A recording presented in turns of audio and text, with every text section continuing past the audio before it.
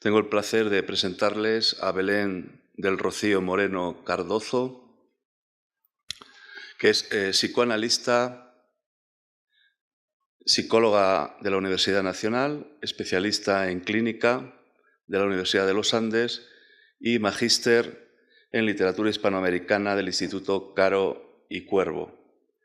La doctora Moreno tiene como línea de investigación estética, creación y sublimación dentro del grupo de investigación Psicoanálisis y Cultura.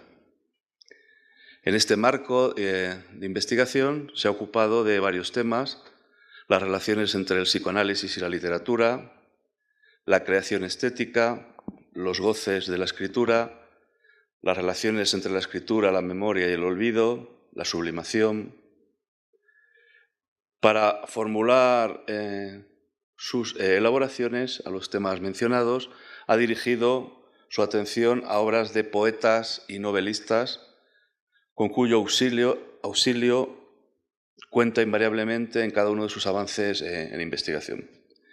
Es autora de los libros Las cifras del azar, una lectura psicoanalítica de la obra de Álvaro Mutis, Goces al pie de la letra, Adivinar en la carne la verdad, Goce y escritura en la obra de Claricer Lispector, y actualmente dirige su interés al estatuto de objeto que tiene la voz y su lugar en los lazos sociales. Es para mí, desde luego, un placer presentar a la doctora Moreno Cardozo, porque el psicoanálisis forma parte de este método que llevamos utilizando en diversas universidades ya de todo el mundo, que es el análisis textual. El análisis textual, desde luego, el psicoanálisis juega un papel muy importante, y además la doctora Moreno Cardozo, especialmente a mí me encanta que haya investigado temas como la sublimación, por ejemplo, que me interesa mucho, el tema de la sublimación en relación con la cultura y la literatura. Su conferencia lleva el título de Un balbuceo para el misterio de un dibujo.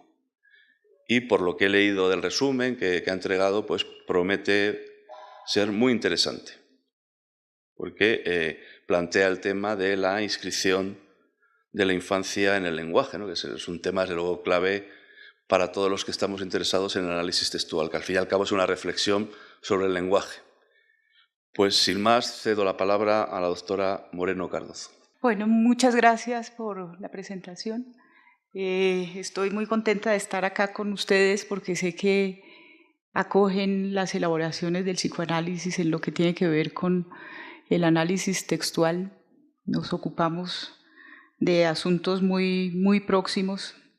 Entonces, bueno, voy a presentarles hoy un texto que es un trabajo sobre un cuento que no pasa de 4 páginas de Clarice Lispector, que se llama Niño dibujado a pluma. Un balbuceo para el misterio de un dibujo. Itinerario. Quizá convenga empezar por interrogar el prejuicio que aproximarse a la infancia es una labor menos ardua que descifrar los escenarios y laberintos que un adulto construye para su desazón y tantas veces para su miseria. Ese tiempo fundacional de cualquier vida humana que llamamos infancia designa un trayecto en que el recién llegado queda inmerso en un hábitat de palabras que le es ajeno, al tiempo que padece los efectos de tal inmersión y simultáneamente se esfuerza por hacer suyo ese raro universo que lo precede. El adulto que dirige su mirada hacia ese ser inerme, a la vez distante y entrañable, habrá de toparse con el misterio del comienzo absoluto de su misma condición humana, en tanto que ese niño evocará como en sordina a la criatura que él en su momento también fue. El paso de infans a sujeto del lenguaje, paso enigmático que cada uno de nosotros estuvo conminado a dar, ocurrió sin que conserváramos memoria discernible alguna de tal acontecimiento. Simplemente suponemos que el paso fue dado porque quedamos incluidos sin retorno posible en el campo del lenguaje, en el entramado de sus sustituciones sorprendentes, de sus remisiones incesantes y con unas y otras engarzados también en las ficciones que urden la realidad para cada cual. Pero, ¿cómo comenzó esta vida humanizada por las palabras?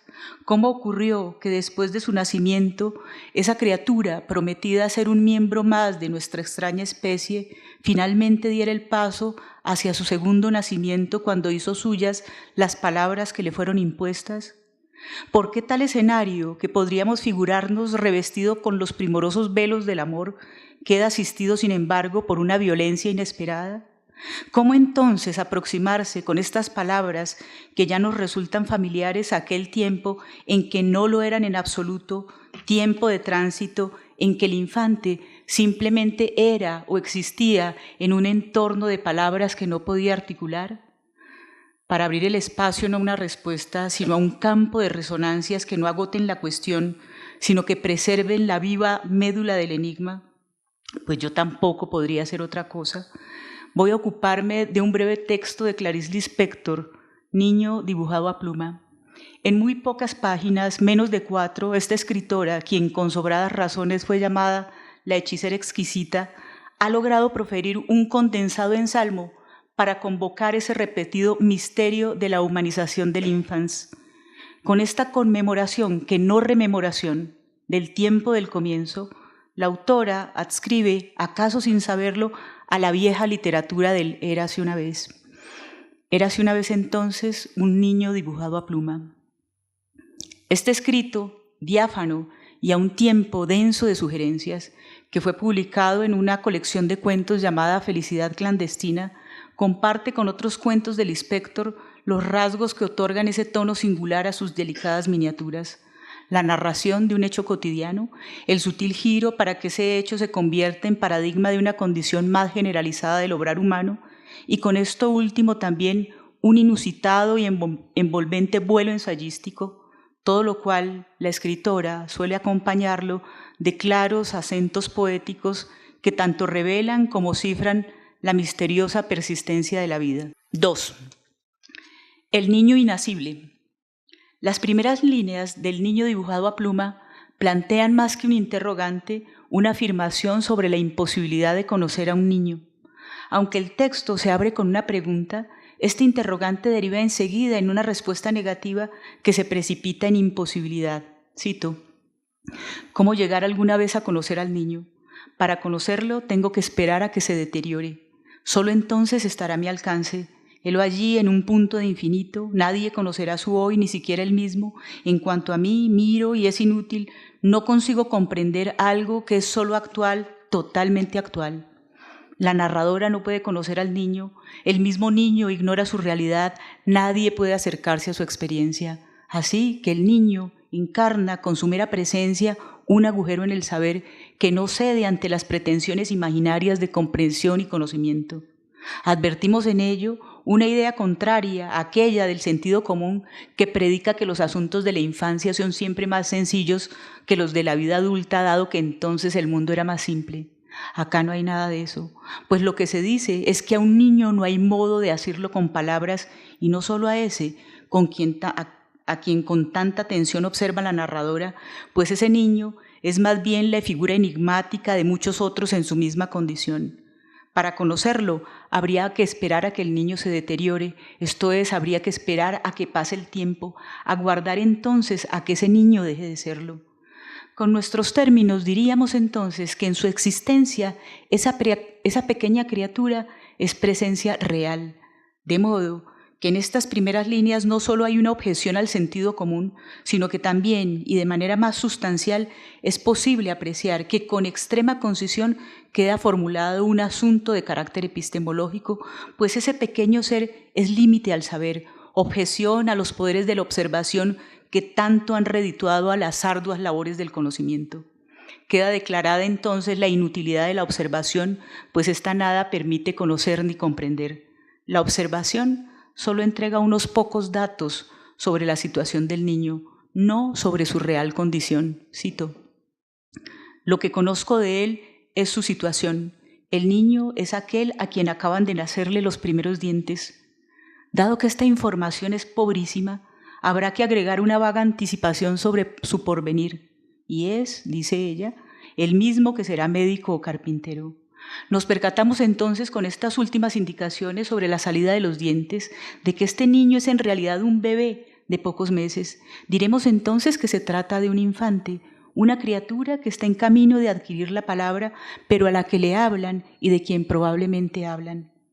Me permitiré en este punto con Soca un brevísimo excurso etimológico para recordar que en latín la palabra infans, infantis, del cual proviene infante, se formó, dice él, con el prefijo privativo in antepuesto a fante, que es el participio pasado del verbo hablar, fari.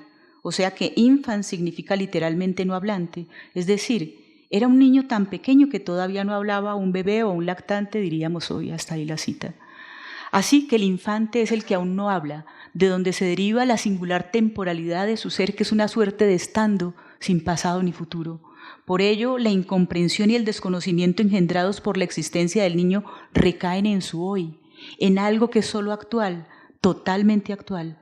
Así que el vórtice real de su estando es la temporalidad del instante, esa actualidad absoluta que después le será por completo ajena, atenazado como quedará entre tantas anticipaciones y retroacciones fallidas. Por ahora, el único tiempo en que ese niño habita es el presente de su existencia, tiempo que se levanta como una muralla para quien atento lo observa y termina siendo mirado por el misterio que la actualiza. ¿Cómo ocurrió que ese ser terminara por hablar? ¿Cómo empezaron nuestros intercambios de palabra en virtud de los cuales nos sostenemos? Si nos tomamos en serio estas preguntas, es inevitable experimentar un cierto vértigo, pues apuntan al fundamento de nuestra misma condición de hablantes, que no es naturaleza, pues esta se perdió con la cosa misma que quedó desvanecida tras la palabra. Seguramente, para evitarnos la gravedad de estos interrogantes, han quedado sepultados, de modo que solo un decir sustraído de los usos habituales podría traerlos de regreso. ¿Cómo entonces comenzó nuestro común destino? En efecto, recién habíamos dicho que ese niño en realidad era muchos en su misma condición, pues la pregunta que abre el texto, ¿cómo llegar alguna vez a conocer a un niño?, no lo particulariza. Cito: 30.000 de esos niños sentados en el suelo tendrían la oportunidad de construir otro mundo que tuviese en cuenta la memoria de la actualidad absoluta a la cual ya pertenecemos. La unión haría la fuerza. 30.000 niños, dice la narradora, quizá entonces sean muchos más, una amplísima generalidad si prescindimos del número, pues la cifra apunta, más que a precisar una cantidad, a designar una común escena de origen de nuestra condición de hablantes, de la cual no tenemos huellas para traer a voluntad. Apenas resentimos los enigmáticos embates de sus consecuencias. Es entonces en relación con la imposibilidad de conquistar la huella absoluta, la huella de esa actualidad absoluta, que surge esa invocación con tono de lugar común. La unión haría la fuerza, dice la narradora, para con ella darse ánimos frente a una meta que se le anticipa inalcanzable. Salvo que como la meta es huidiza, el tiempo en que se conjuga esa voz de aliento es el condicional, que en este caso habría de nombrarse más bien como el imposible, con lo cual ganaríamos el oxímoron de un modo de conjugación verbal donde la acción no se realiza o se ejecuta en pérdida, fracasada, por defecto.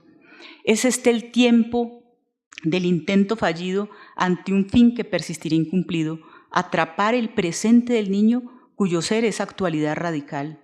Si el goce es ajeno al saber, si el uno es alter del otro, la única posibilidad que resta es el trazado de un litoral que es función de la letra. De ahí que sea necesario señalar que estas líneas también dejan el testimonio del propósito de una escritura que se empecina en un imposible al que la narradora se orienta sin poder asir cabalmente con su trazo. Es como si ella se asomara al tiempo mítico del comienzo para intentar traerse de allá una brizna de eternidad hacia nuestro tiempo histórico tejido con palabras. Estamos leyendo ya no solamente a la hechicera exquisita, sino a una suerte de Prometeo de lo inefable. De modo que el niño dibujado a pluma también se juega un problema de escritura, pues es con letras que se traza el litoral del misterio, es con letras que se transmite el eco cerrado, el eco del enigma cerrado que el niño constituye. Ahora bien, si hay dibujo en la escritura, concierne antes que nada a la descripción, que traza un primer esbozo de la figura del niño. Ya sabemos que a ese bebé le han salido los primeros dientes. Enseguida, por obra del mismo dibujo, sabremos que el pequeño está sentado en el suelo, dice, allí está sentado. Pero ahora nos resulta patente que este dibujo está en realidad siendo trazado a pluma, pues ésta se aguza al perder la referencia inmediata para comenzar a delinear un invisible.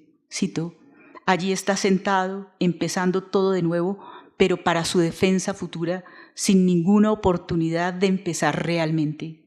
Esta frase se divide en dos partes. La parte inicial transcurre en el tiempo convencional y conserva la referencia espacial, y la segunda parte, que no es inicial, sino más bien iniciática, apunta al acontecimiento que se fragua en ese tiempo mítico del comienzo. Este nuevo comienzo, que se repite incesante para cada criatura que devendrá humana, parece alojar algo más fundamental, pues lo que se constituye en ese momento habrá de quedar instalado, dice ella, como defensa futura. Diremos entonces que allí acontece el primer y prematuro emplazamiento subjetivo. ¿Cuál es, pues, la amenaza que se cierne sobre ese ser para que tan tempranamente decida su defensa futura? ¿Ante quién o ante qué se produce tal defensa? Este comienzo que hemos calificado de absoluto tiene, sin embargo, una precedencia, pues el inicio de partida está sostenido invariablemente por una trasescena que determina que el niño, como lo dice la narradora, no tenga oportunidad verdadera de empezar realmente, que no pueda empezar de cero. Pues niñito, antes de que llegaras, muchas palabras circulaban sobre ti y tantas otras no dichas se dirigían a ti. Estamos en el tránsito donde el infans da paso hacia su humanización.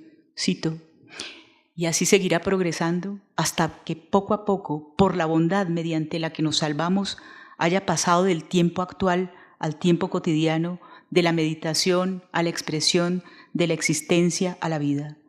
Dado que la tarea que acomete la escritora está asignada por una cierta desmesura respecto de los medios de que dispone, pues se trata de cómo, con el señuelo de la palabra, pescar la no palabra, como lo dirá en otro texto, se ve entonces precisada a volver al punto de partida para repetirse su ignorancia e imposibilidad, y con ese aliento en negativo, que es la potencia fundamental del arte, avanza unas cuantas líneas más. Cito, no sé cómo dibujar al niño.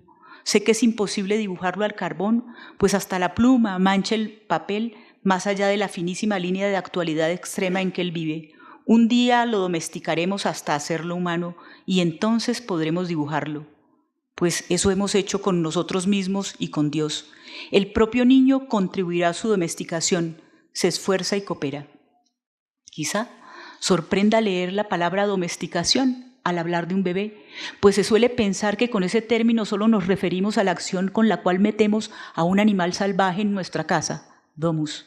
La domesticación no es educación ni mera instrucción, menos simple entrenamiento, es sujeción para hacer ingresar al niño a la casa del hombre.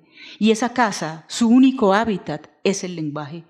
Para ingresar a la domus del lenguaje, ese infante tuvo que experimentar el poder que sobre él ejerció ese dominio ajeno que le fue impuesto y que pegó en él como un injerto adhiere a la planta.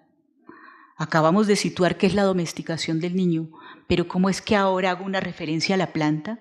¿No será que por un desliz provocado por la primera comparación doy un salto precipitado de la zoología a la botánica? En realidad, esa comparación con una planta, que puede parecer aquí insensata, está, sin embargo, obligada por el mismo texto. Cito, mientras tanto, dice ella, allí está él sentado en el suelo con una realidad que he de llamar vegetativa para poder entenderla.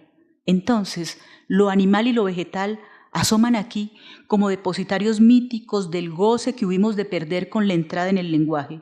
Ahora bien, el resultado de esta domesticación o de este injerto es un humano que ya podrá pintarse incluso al carbón, pues las palabras habrán esculpido su rostro, enderezado su torso, adiestrado su mano. Entonces, rostro, torso, mano serán dóciles a la figura y a la descripción, mientras un resto del primer indómito no dejará de alentar tras ellos, ese mismo que por ahora se halla en un punto de infinito. Todo lo que toca la palabra se humaniza como si esta fuera una especie de rey Midas, no del fasto, sino de la ausencia. El niño se ha humanizado, Dios se ha humanizado, nosotros mismos nos hemos humanizado. Ahora bien, que nosotros mismos nos hayamos humanizado implica no solamente que cada generación le transmite ese don del lenguaje a la siguiente, sino que a que el niño, como lo dice el inspector, se esfuerce y coopere. De modo que ese ser que no habla contribuye a su domesticación, pues no basta con que se dirijan a él, será necesario que él consienta en los efectos de las palabras. Sabemos, por lo que nos enseña la clínica psicoanalítica, que hay casos en que ello no ocurre. Entonces el oído no se abre al lenguaje y la doma queda congelada. Pero el niñito de que acá nos ocupamos sí se esfuerza y coopera. Cito, coopera sin saber que la ayuda que le pedimos está destinada a su autosacrificio. En los últimos tiempos se ha entrenado mucho, realizando el gran sacrificio de no ser un loco. No soy loco por solidaridad con los miles de nosotros que para construir lo posible también han sacrificado esa verdad que sería una locura. Entonces, la domesticación no solo implica la imposición del otro, sino que también cuenta con la participación del infante, quien admite la doma. Para sorpresa de todos, ese ser inerme dispone de la posibilidad de una decisión que nada tiene que ver con las alternativas que luego se le plantearán, sino que es más bien condición de posibilidad de sus posteriores elecciones. Y así, como ahora constatamos que cada decisión supone una pérdida, puesto que si hay verdadera decisión, la alternativa se esfuma tras el portazo, esta primera implica un sacrificio, que es, para decirlo con Lispector, el sacrificio de su realidad vegetativa, el de su algo totalmente actual, el de su punto de infinito, el de su vacío profundo. Todo sacrificio siempre supone la entrega de un objeto al otro, pero en este caso no se cede algo que se tenga, sino lo que se es, y por tal razón se trata de un autosacrificio, como queda nombrado por Lispector. Sacrificar su ser de goce lo salva de la locura que sería preservarlo. Dado que sacrificar es hacer algo sagrado, y lo sagrado es lo que no podemos alcanzar con medios humanos, que son los del lenguaje, el ser del goce del infante, su realidad vegetativa, no podremos jamás alcanzarlos. Una vez el mundo se ha hecho posible por la potencia de este acto inaugural. En realidad, es lo posible creado con ese acto originario lo que a su vez engendra a posteriori lo imposible, aquel vacío al que ya jamás se tendrá acceso. Es por ello que la pregunta por el ser, que podemos formularnos con palabras, jamás podremos responderla en los mismos términos. Quizá ya se habrá notado que hace un momento la voz narratorial cedió su lugar por un breve instante a uno de los ya domesticados, quien comenzó a hablar en primera persona. Cito, no soy loco por solidaridad con los miles de nosotros que para construir lo posible también han sacrificado esa verdad que sería una locura. Estos que he comentado hasta acá son apenas los 2 primeros párrafos del texto.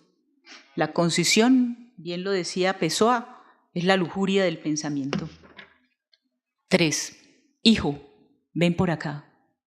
Lo que viene enseguida de nuevo es dibujo, descripción, que muestra la imagen nítida de un breve episodio en la vida del niño. Pero ahora el cuadro se amplía y aparece la madre del niño. Entonces podemos apreciar cómo y ante quién es que el niño se esfuerza y coopera. Cito, desde la cocina la madre se cerciora, ¿sigues ahí quietecito?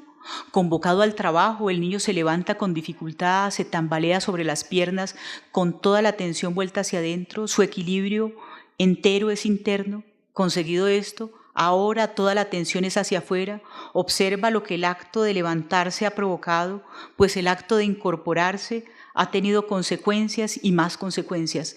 El suelo se mueve incierto, una silla lo supera, la pared lo delimita. Vamos atisbando que la cooperación que el niño presta es su esfuerzo por responder a la voz de la madre, a su llamado. El pedido que ella le hace es una pregunta que le dirige a su hijo, cuyo efecto es nada menos que el acto de ponerse en pie.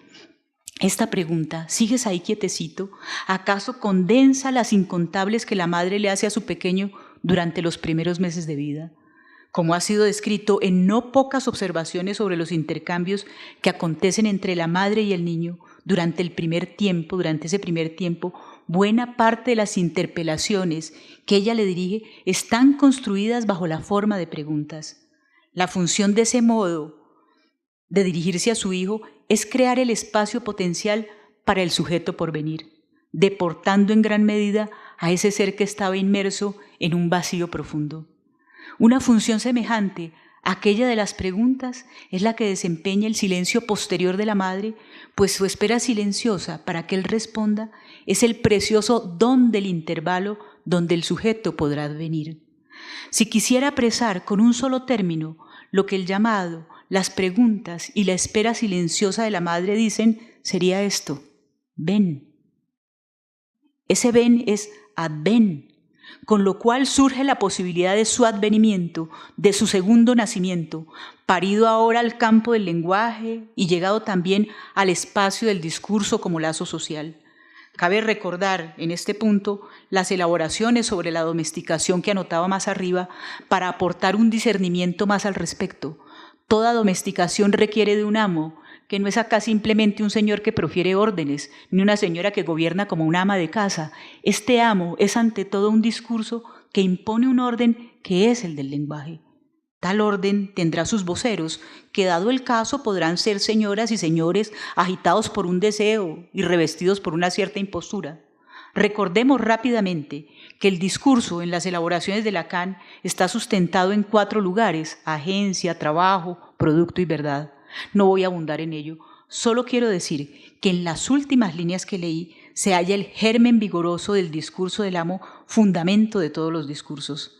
He aquí una suerte de micropolítica donde el prefijo micro no tiene por función indicar que está involucrado un niño pequeño, ni que semejante asunto se plantea en brevísimas líneas, sino que sirve al propósito de señalar que aquí se halla la célula fundamental de los vínculos sociales. Entonces, ven es el llamado que agencia a la madre y que dirige al niño. Él, por su parte, se halla en el lugar del trabajo, pues como lo dice claramente el texto, con la pregunta que le dirige la madre, él queda convocado al trabajo, que lo lleva a incorporarse, y ello produce consecuencias y más consecuencias. La verdad de todo ello es que ella lo llama desde una falta insondable que la hace hablar, que la lleva a transmitir un orden que otrora también le fue impuesto. El niño responde al llamado de la madre levantándose del suelo, poniéndose de pie, y a pesar de que se tambalea aún inseguro con la novedad, la eficacia de su acto lo sostiene. Que el niño se levante del suelo no es mero movimiento, es verdadero acto, en tanto que con ello su mundo queda organizado de otra manera. Los objetos de su mundo quedan dispuestos en un nuevo lugar, puesto que él puede verlos ahora desde otra parte. Es necesario subrayar no solamente que el término acto es mencionado en 2 ocasiones en estas líneas del texto, también es preciso advertir que levantarse, ponerse de pie, es nombrado además con el significante incorporarse. Cito, pues el acto de incorporarse ha tenido consecuencias y más consecuencias. Este término, que proviene del latín, tiene 2 elementos compositivos, el prefijo in hacia el interior y la raíz de corpus, corporis, cuerpo, de modo que incorporar es meter algo dentro del cuerpo. Por ello, quizá para levantarse del suelo sea necesario incorporarse, meter dentro del cuerpo ese injerto que es el aparato del lenguaje. Pero además, para levantarse del suelo, el niño toma apoyo en una imagen que está colgada en la pared. Cito, en la pared está el retrato del niño. Es difícil mirar ese retrato alto sin apoyarse en el mueble, para eso todavía no se ha entrenado, pero he aquí que su propia dificultad le sirve de apoyo. Lo que lo mantiene en pie es justamente la atención que pone en el retrato alto. Mirar hacia arriba le sirve de grúa, pero comete un error, parpadea. Pestañear lo desliga por una fracción de segundo del retrato que lo estaba sustentando. Se deshace el equilibrio. En un único movimiento total, el niño cae sentado. ¿Acaso el prestigio de esa imagen enmarcada, que le permite ponerse en pie, sea el indicio del despunte de una especularidad naciente en virtud de la cual se conforma su cuerpo? El hecho de que cada uno tenga que ganar en ese mismo recorrido la postura erguida de nuestra especie parece entonces concernir al poder formador de una imagen que nos yergue y nos jala hacia lo alto. Esa imagen, que es la del niño ideal, empujará a este pequeño, que apenas si se sostiene tembloroso en sus piernas, a conquistar una posibilidad que lo excede con relación a su incoordinación motriz y a la vez lo empuja a intentar gobernar su organismo, que en principio también le resulta extraño. Esta detallada descripción parece entonces concernir a una experiencia que gravita en el mismo espacio de aquella que el niño tiene ante el espejo, aunque en este caso no se halla ante la superficie bruñida del artilugio óptico, sino ante un retrato. El efecto de sostén del cuerpo que éste tiene da indicio de que él no se podría levantar solo sin esa imagen de donde ganará finalmente su forma erguida. La imagen del retrato que señala acaso al niño ideal que sus padres han enmarcado y que le prestará el apoyo necesario para hacerse a un cuerpo, también es metáfora de cómo se constituye el cuerpo apoyándose en una unidad imaginaria revestida de cierto prestigio. El pequeño accidente que le ocurre al niño cuando deja de apalancarse en el retrato que le sirve de grúa es quizá el anuncio de todos los posteriores en que la imagen ya no podrá sostenerlo. Aunque los pasos del niño son precarios e inciertos, también son considerables respecto de todo aquello que tiene que volver suyo en el lapso de la infancia.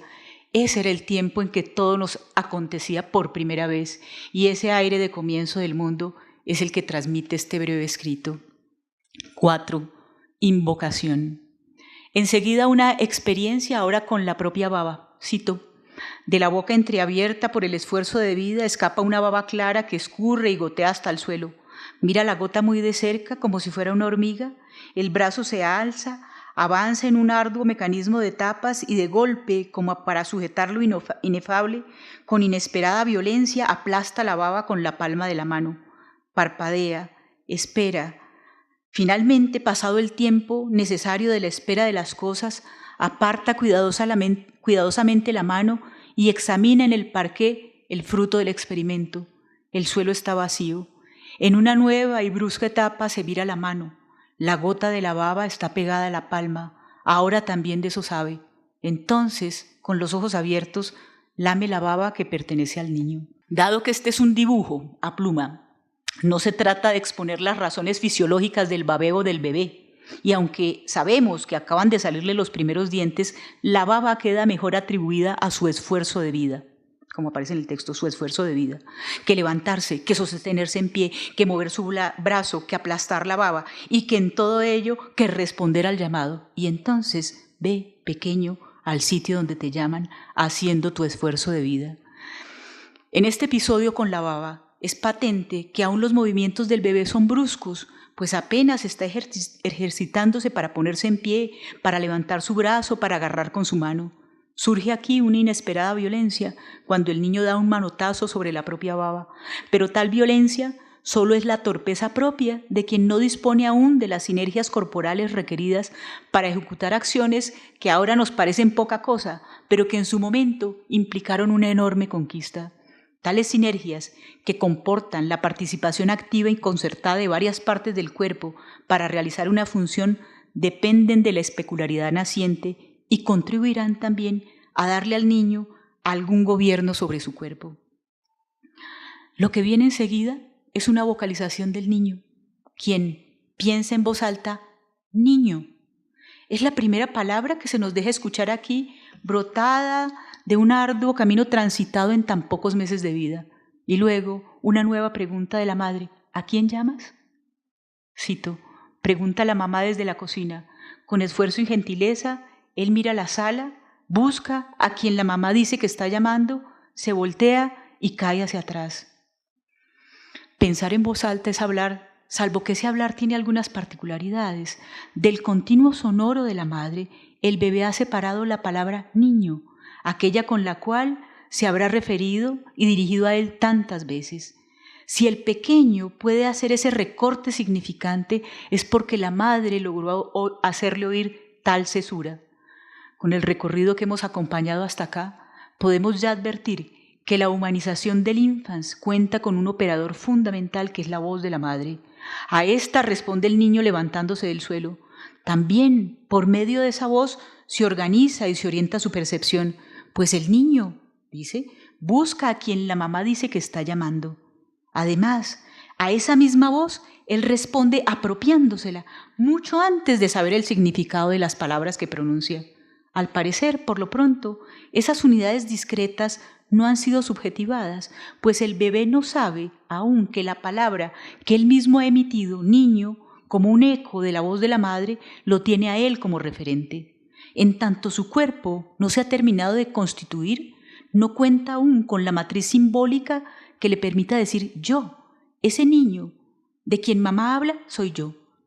Es necesario señalar que el poder fundamental y primero de esa voz es la de sostener la existencia del sujeto por venir, puesto que la madre le habla mientras él no la tiene a la vista. Haciendo esto, lo hace existir, pues más allá de lo que le dice y porque le habla, ella le dirige esta frase silente y constitutiva: tú eres. Esta orientación de la voz acontece sobre el fondo de un cierto registro de la ausencia, pues en ese momento el niño no la ve, entonces la voz de la madre lo sostiene y lo orienta dándole sus coordenadas.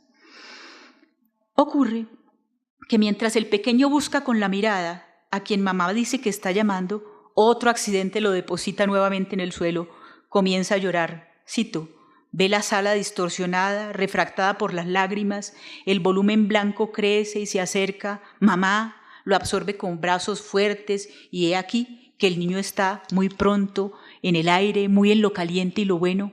Ahora el techo está más cerca, la mesa debajo. Esta visión, refractada por las lágrimas, parece estar en el mismo ámbito de aquella en la que halló fuente un pintor que quiso recobrar la forma como él veía el mundo cuando aún no había sido amansado por las palabras.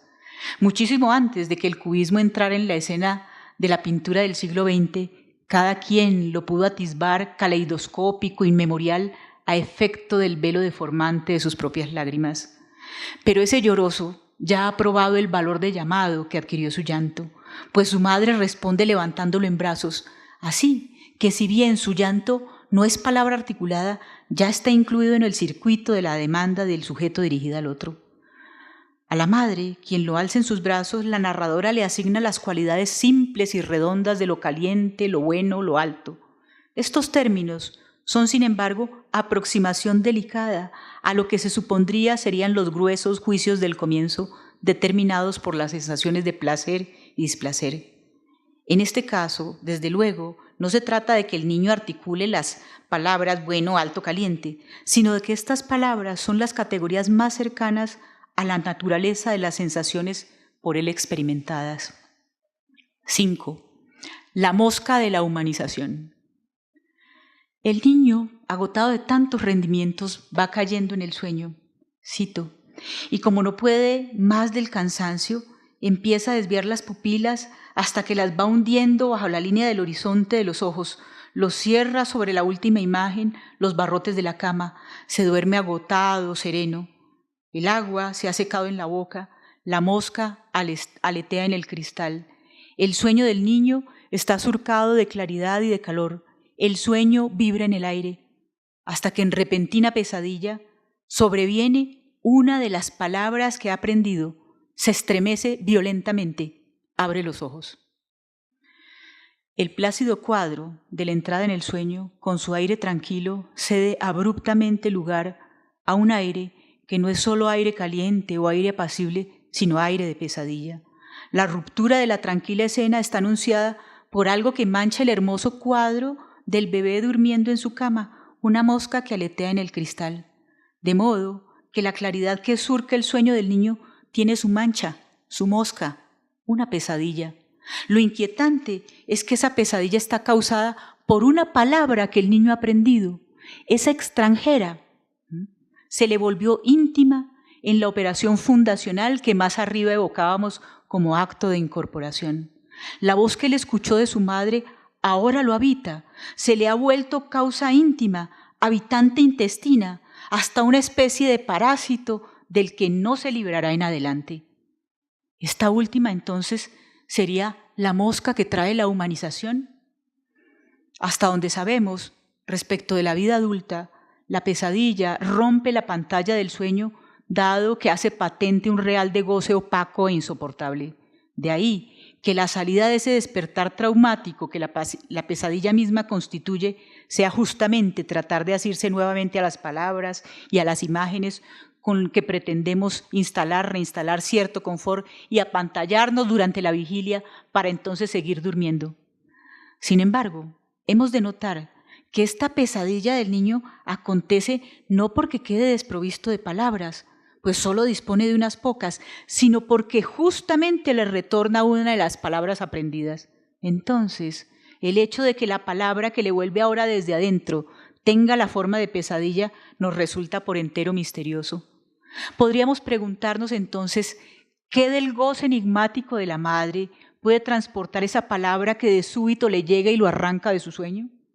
Al parecer, ese niño que es todos y que también hemos sido todos, ha tenido que probar tempranamente la dimensión opaca y angustiante del goce de aquella que lo llamó a la vida de las palabras. Pero quizá, para formular de manera más precisa esta cuestión, ¿es que acaso la dimensión angustiosa que transmite ese aire de pesadilla concierne al traumatismo que supone la imposición misma del lenguaje?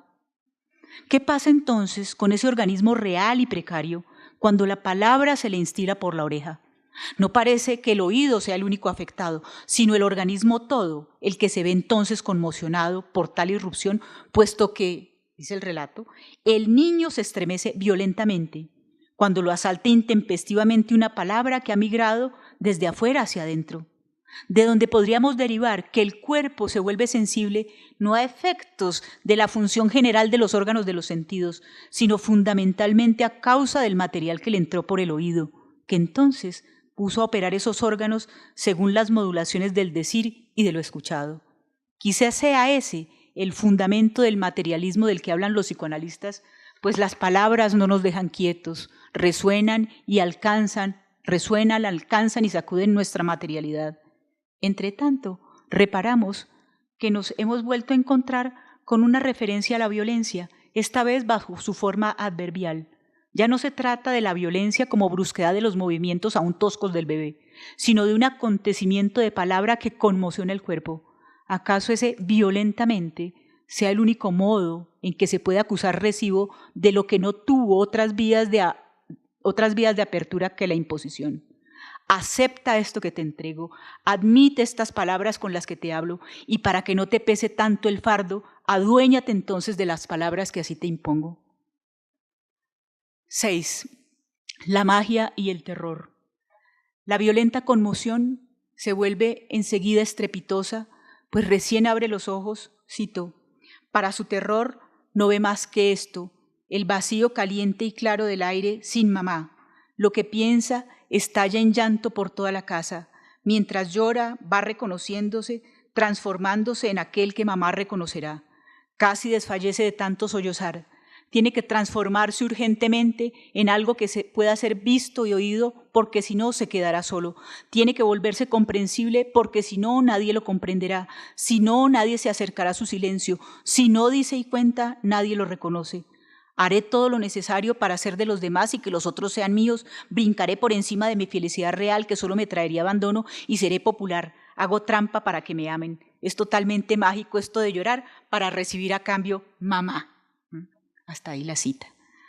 Aparece un nuevo episodio de llanto, esta vez causado por lo que piensa el niño.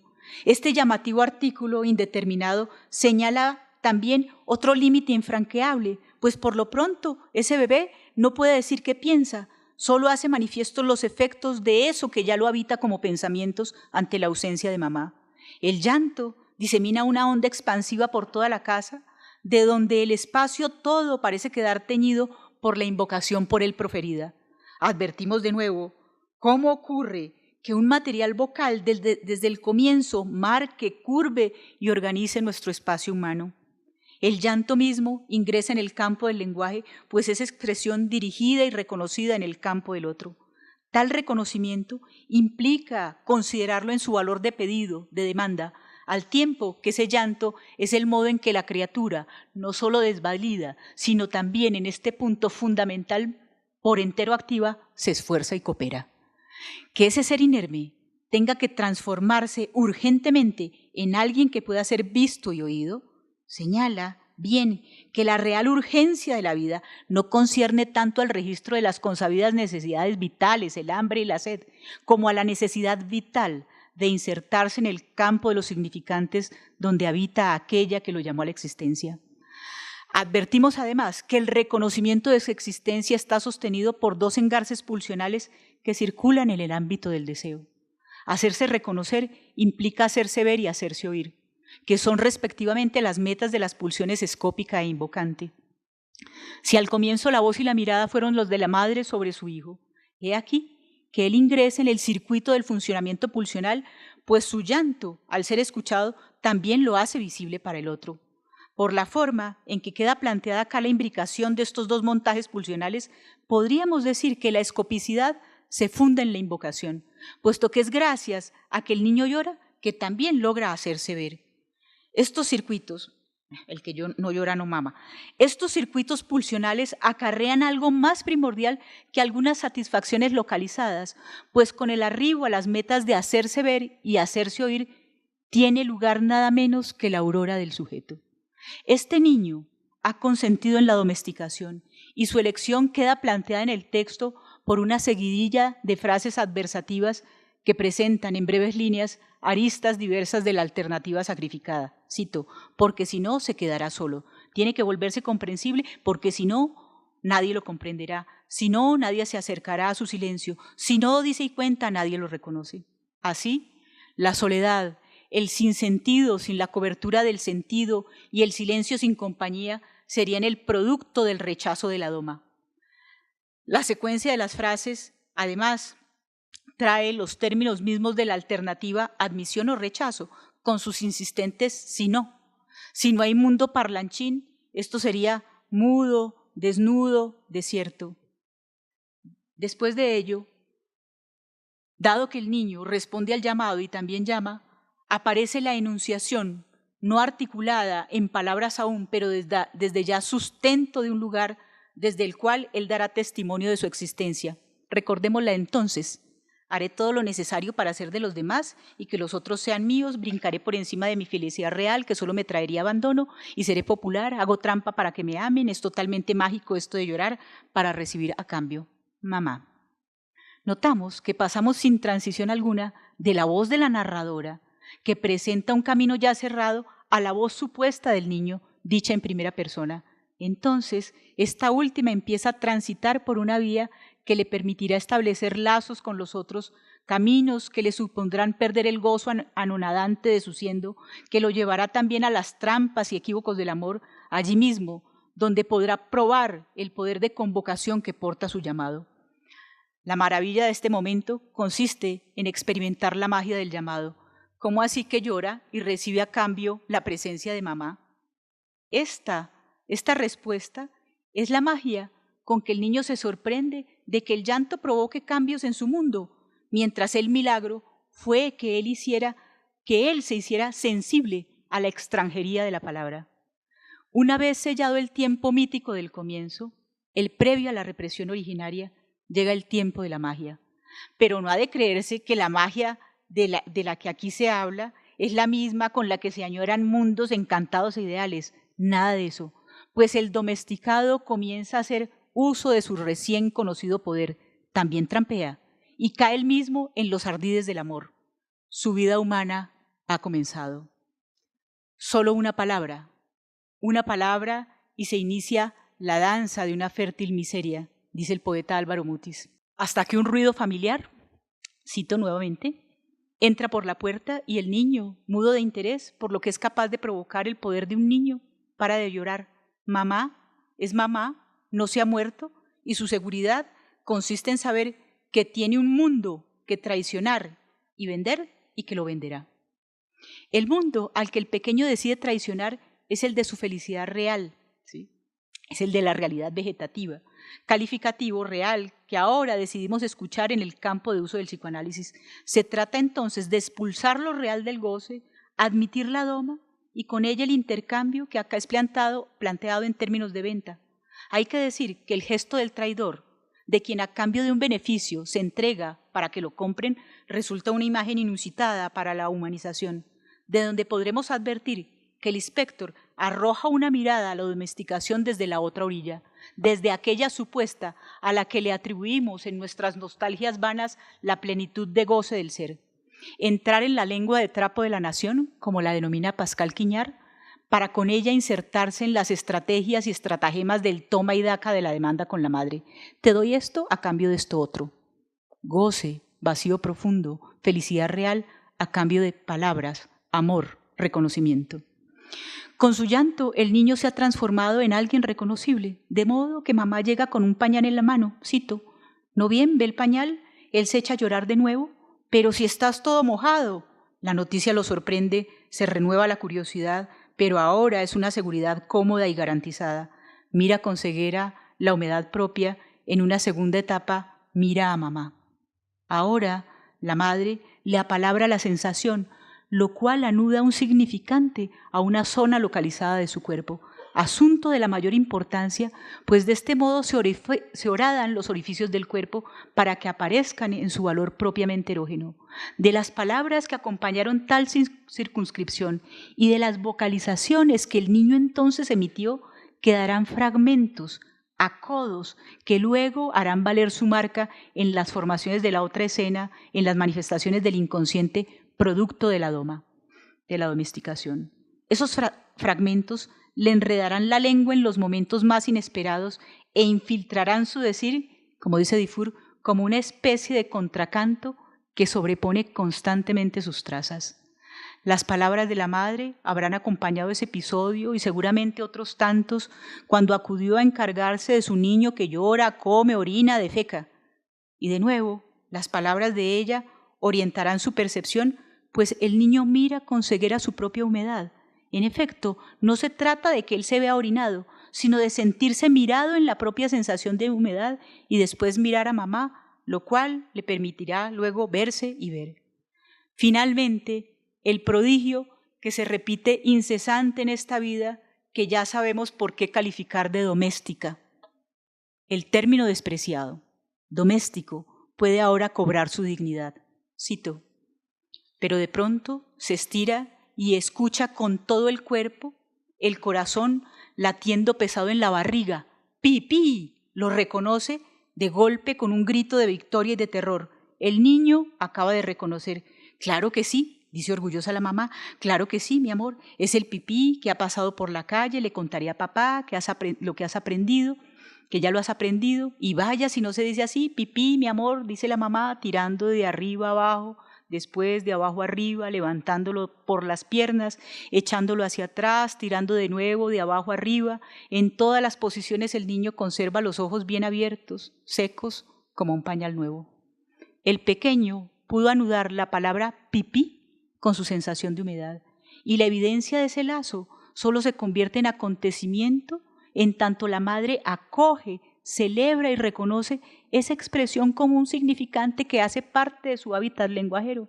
Pero además advertimos que la madre le entrega también, en el mismo momento del reconocimiento de la palabra pipí, la equivocidad propia del significante, pues con pipí también se designa al carro que ha pasado por la calle, onomatopeya del pito del auto.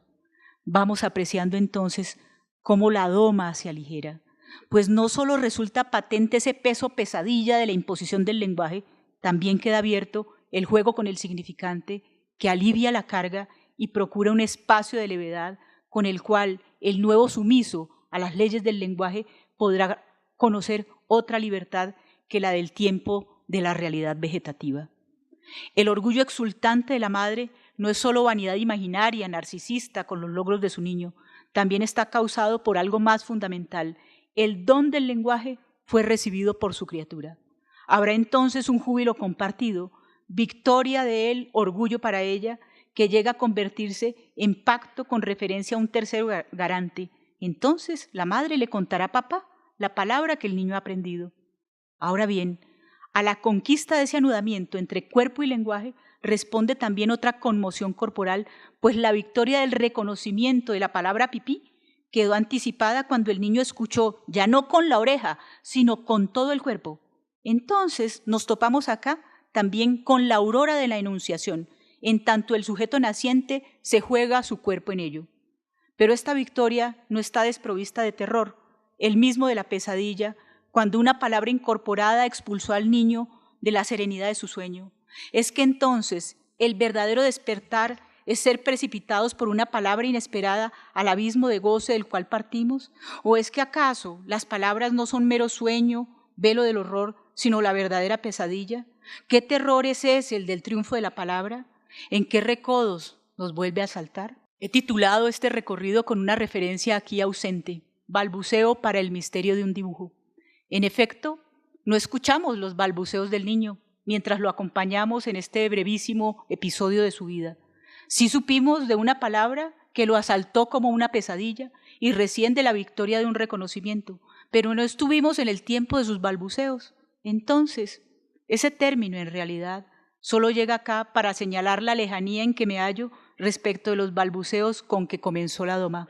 Así que balbuceo designa apenas una pretensión, pues con este habríamos acotado a años luz, sin embargo, el vacío profundo, el tiempo de la actualidad extrema, el de su realidad vegetativa.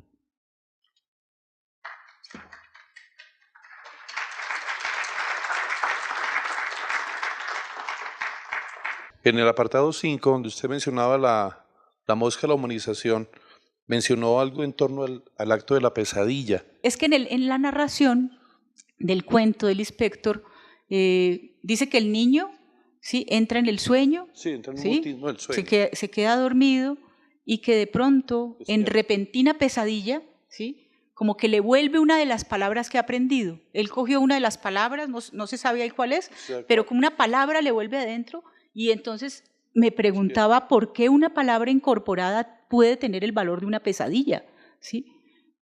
Y entonces ahí es cuando introduzco la referencia a la mosca, simplemente hago una conexión porque la escena es apacible, lo más bella, un bebé durmiendo, pero antes de mostrarnos el bebé durmiendo, ella dice que hay una mosca aleteando en el cristal, ¿sí? Entonces es simplemente como un modo de decir que la humanización, meternos en el campo del lenguaje, también tiene su mosca, en el sentido de comporta una pesadilla, comporta una dimensión de sometimiento, ¿sí? Porque eso no lo conocimos de otra manera que como imposición, ¿sí? Como imposición, ¿sí? Algo hizo también con relación a esa imposición, aceptó la doma o no la aceptó. Y con la imposición vienen muchas cosas, con la imposición del lenguaje. Viene que le van a pedir cosas y usted va a tener que darlas, o negarse a darlas, y si se niega a darlas va a cargar con un malestar y una culpa. Entonces, meterse en el lenguaje también es el punto donde eso que está como ideal, la libertad, se pierde totalmente. Está ese asunto como de la imposición de la lengua a otra, pero no es solamente la lengua, sino lo que viene con la lengua, ¿sí? Las formas como de concebir el mundo, la relación con la alteridad, la relación con los otros, y entonces digamos que pues ahí está como lo que Todorov llamó pues la conquista del otro, es imponer como con la lengua, la religión, con la religión también modos de relacionarse y la erradicación salvaje de lo que había. Ahora, quiero decir algo con relación a la lengua que hablamos, cada quien, ¿sí? No es simplemente que el español haya sido la lengua extranjera para los nativos, es que para cada quien que nace en una lengua, esa lengua es ajena, es extraña. Toda lengua materna es lengua extranjera. Nos tocó meternos en esa cosa tan extraña, ¿sí? Toda lengua es lengua extranjera. El hálito musical que permite que el injerto del lenguaje pegue es un hálito que transmite algo del deseo de la madre, ¿sí? Es decir, es necesario que la madre esté habitada por un deseo con relación a ese niño. Y ese deseo seguramente es el que determina, ¿sí?, la forma como ella junta las palabras, la forma como se dirige a su pequeño. Es el elemento que está en el inicio de partida. Cuando yo leía en el texto como que niñito, antes de que llegaras, habían muchas cosas que estaban jugadas para ti. El inspector lo dice, no hay una verdadera posibilidad de comenzar de cero. No se puede comenzar de cero, porque antes ¿qué hubo? Para que haya hablante, hubo una madre que lo deseaba, que deseaba a ese niño, que deseaba que hablara, y que porque deseaba que hablara, algo de ese deseo, ¿sí?, marcaba su palabra con un hálito musical. El mismo psicoanalista al que me refería recién hablaba de algunos casos donde la doma queda congelada, en los casos de autismo, y constataba que en algunos casos la voz de la madre no estaba dotada de ese hálito musical. No implica solamente que la madre le hable, sino que haya música en las palabras y esa música transmite el deseo. Que ese niño, ¿sí?, antes de nacer, ya tenía un espacio en aquella, un espacio de deseo en aquella que lo llamó a la vida. Y lo llamó a la vida a cuenta de una falta insondable que la habitaba, y lo llamó a la vida en el encuentro también insondable y enigmático de deseos con un hombre. Entonces el deseo está en el inicio de partida.